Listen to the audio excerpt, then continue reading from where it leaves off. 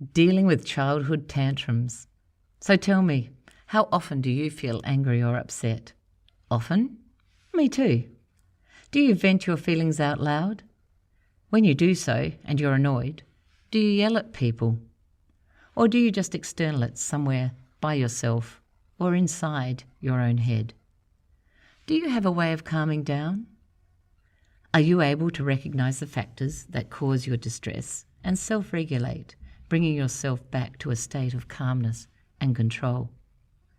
If you've vented your anger, perhaps on someone else, is it in you to apologise and work things out? This is all hard work to do and to think about for us as adults. So what happens when your child gets angry and throws a tantrum and their behaviour is out of control? What can you do about this? How can you help them? I'm Kate Mason, and welcome to Personalities, Parenting and Partners. This is the podcast that connects you to the ones you care about the most.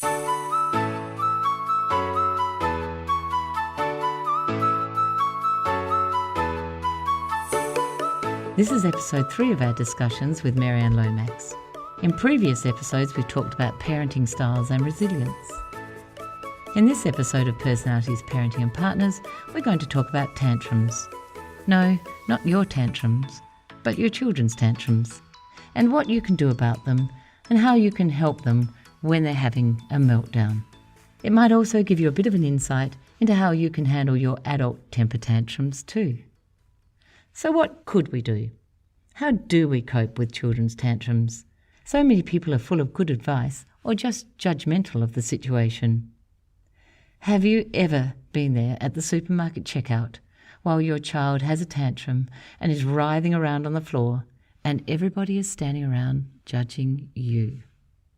I remember that some people were empathetic. They would stand there and just smile sympathetically, and a few would touch me on the shoulder as they could see my distress. Other people would look at me judgmentally and walk away, annoyed by the noise that my child was making as they lay on the floor screaming and yelling. Help! What can we do or do not do in situations such as this? There are so many differing opinions about how to handle tantrums, and every parent and child are different. This topic and any of the information or advice that is offered is only that, information and advice. We all have our own parenting style and coping mechanisms and ways of solving our problems.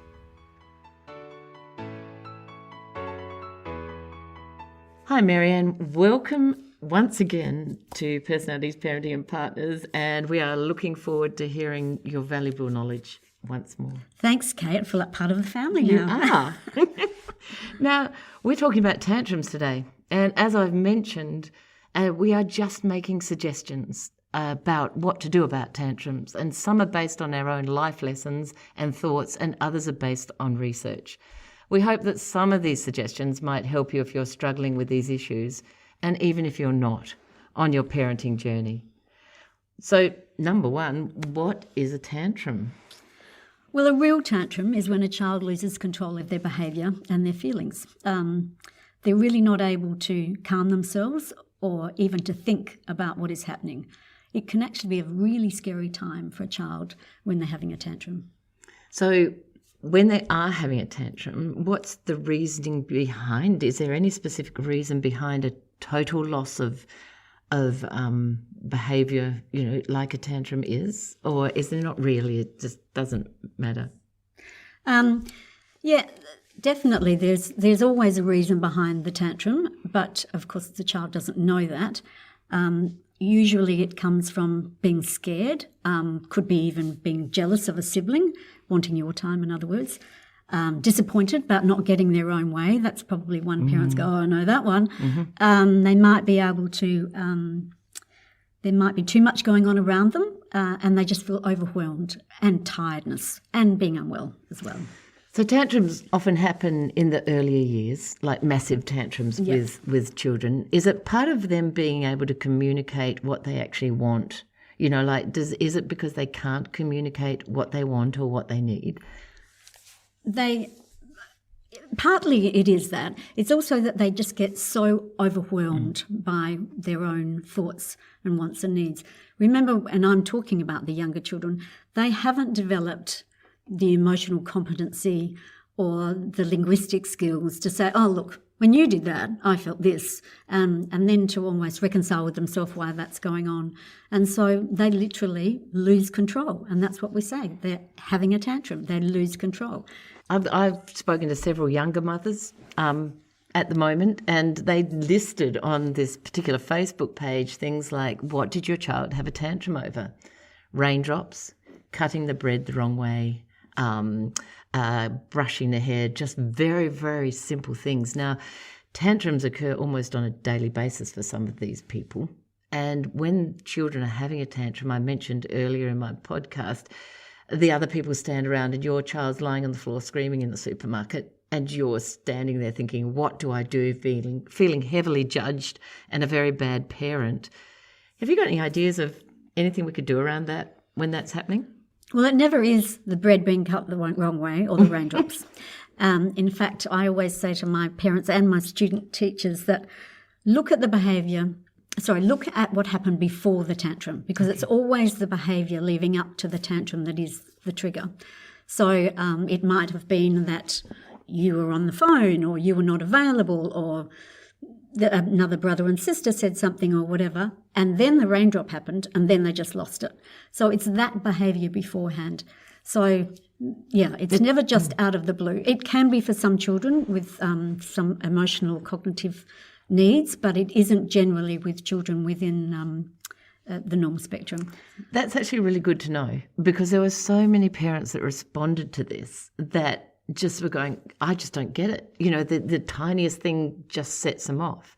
So if you as a listener is having these kind of problems with your child, then look further. Don't just go, oh my goodness, the jam was backwards. Actually. Look back and have a look at what happened. Yeah. Look further into it, maybe, in the sense that it wasn't that you spread the jam the wrong way on the toast. It may have been earlier on there was an incident. And when you go back to that incident that happened, do you talk about that with your child later? Do you revisit that, or do you just handle the tantrum and go on with it? Well, I think, again, you're dealing with 3 and 4-year-olds, so you have to understand whether they have the cognitive function of understanding how to do that. But I know we talk a lot about what do we do when they have the tantrum. Do we put them in timeout? The timeout method has been used for time immemorial. I probably believe that is true. And a lot of people think, get them in there so that they can think, but they can't at that age. They just ruminate and they're not sure what they did wrong because they were out of control, so they had no control. So we like to talk about a term of time in. So that means they still need to be perhaps popped away from the environment just so they can recalibrate, and so they can feel some sense of security, but stay in earshot of them or eyeshot of them. And one thing I always say when one of the children when my granddaughter, grandson's having a tantrum is, I need you to just sit here for a while and we'll come back in a minute. I love you, but we can't talk at the moment. And then you walk away. So what they're being left with is, I love you, and that we will come and talk. There will be an attachment phase again. Because when you're 3 or 4, when someone says, you go in there and stay there, that could be like an eternity. And that adds to the tantrum as well. They're big feelings that they've got, really big feelings, and they don't know how to manage them. And so that's where you need to talk about them, show them how to do it after the tantrum is over, once they've calmed down. There usually is an explosion phase, and then there's the withdrawal phase, and then there's the crying phase, which is when you can get in, usually. And then there's the talking phase, when you can say, I know, you can acknowledge the feeling. I know you were feeling angry. Anger is an emotion that we can feel, and that is okay. Let's think about a way we can express it next time. Beautiful. That sounds great. Now, what happens if you get out of control while your child's having a tantrum and your own feelings are out of control? Are you best to remove yourself from them from you? Like, how does it How does it make it safe for both of you? Because I know that does happen. So very often they're triggered possibly even by the fact that you are feeling a little bit out of control yourself. Yes, absolutely. And I think it's important that you can acknowledge that while you're dealing with the tantrum. Keep regulating your own feelings during that time. If you feel like you're going to yell at them, or worse still, feel that you could physically give them a smack or something, then step away. You don't have to go outside. You just simply step away. It's a psychological move of saying, I need to just remove myself for a minute, or I just need to go to the toilet. I think that's a great one. I'll be back in a minute, but I just need to go to the toilet for a while. And don't stay there too long. Take some deep breaths. Realise that you're just dealing with a little person who's out of control. They will be okay. You will be okay. Then you go back in and see how they are. They may not be there yet, but just keep a watchful eye on you and the child at the same time. So if you make a mistake, like let's call it a mistake, and you do yell or you do smack, is that going to carry a lifelong impact on that child? Or, it depends, if it's not, you've yelled but you haven't said awful words, but you've yelled, you've exploded. What does that do to a child? Does it have to be repetitive? Can you forgive yourself? Oh, of course you can. Yes, that's right. And I think there wouldn't be a parent alive today who wouldn't have yelled at a child or their husband or their partner or something. The important thing is to talk about forgiveness and say, look, that wasn't my best person. That wasn't my best self. And that is great for a child to see that, mum and dad, this is how when they make mistakes, this is how they make amends, because that's what I'm learning. So if you get angry but never say sorry to them, or you get angry and then say it was your fault, you made me do it, then the child is then going to take all of that on. They haven't got boundaries at this age. They haven't got walls where they can go, I need to put you over there for a while. It all just goes in. So if that happens, just say, look, Mummy was really angry too, and I made the mistake and I hit you, and I'm really sorry about that, and I will really try never to do that again. You can promise to never do that again, but you have to make sure you keep that promise. Very, very true.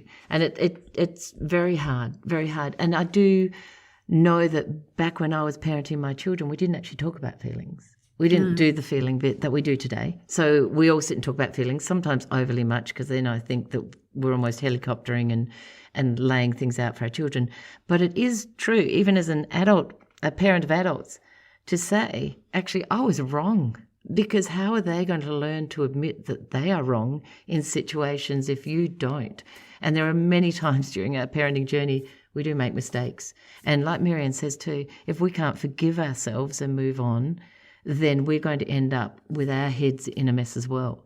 So if you can forgive, apologise and move on, then most of the time things will turn out. Your children love you, and if they know they're loved, they'll get through this. Now, what doesn't help when a child's having a tantrum? What doesn't help? It doesn't help to try to reason with them when they're in that tantrum. They're screaming at you and say, well, if you'd done what I'd said in the first place, this would never have happened. Because they actually can't hear you. I don't know if any of your listeners can think of a time when they had a really big meltdown for whatever reason. All your senses shut down, so you go into a self-protective mode. So you often can't hear, you can't see, and sometimes you can't even speak.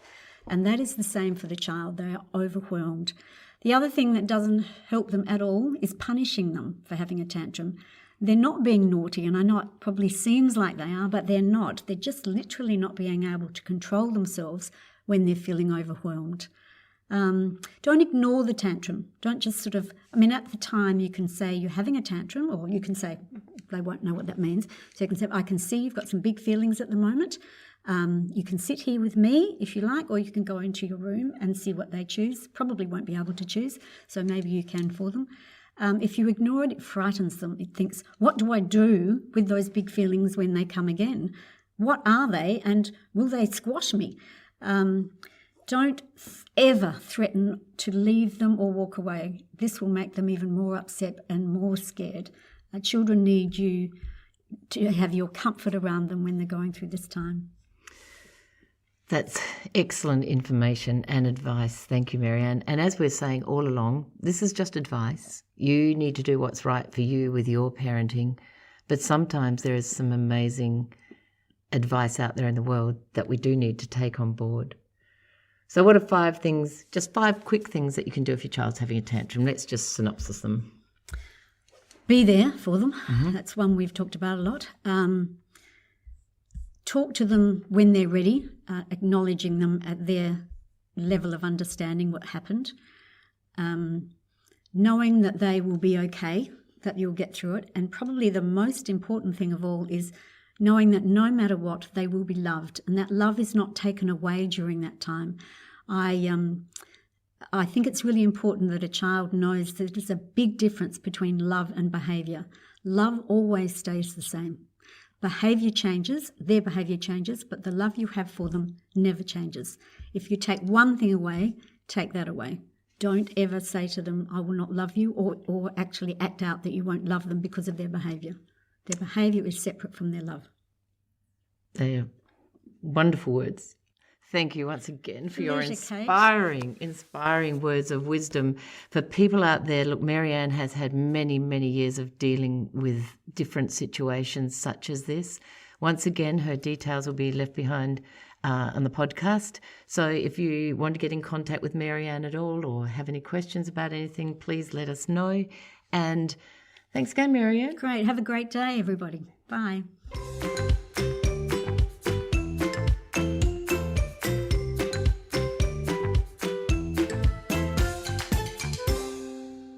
Knowing who you are as a parent and understanding your children's personalities and their social, emotional and physical needs is so important. Using the tools that Maryann has mentioned can help you prepare your children for the trials and triumphs of childhood and beyond. I'm Kate Mason. Thank you for listening to Personalities, Parenting and Partners. If you enjoyed this episode, we'd love it if you leave a rating and a review that could help other people learn about this podcast. If you're interested in discovering more about you and your family's personality types, you'll find my newly launched book, Who Is This Monster or Treasure in My House, on Booktopia or Amazon. If you have an episode idea, please send a note to thepersonalitycoach@gmail.com. Many thanks to our producers at Stories and Strategies, and we'll see you next time.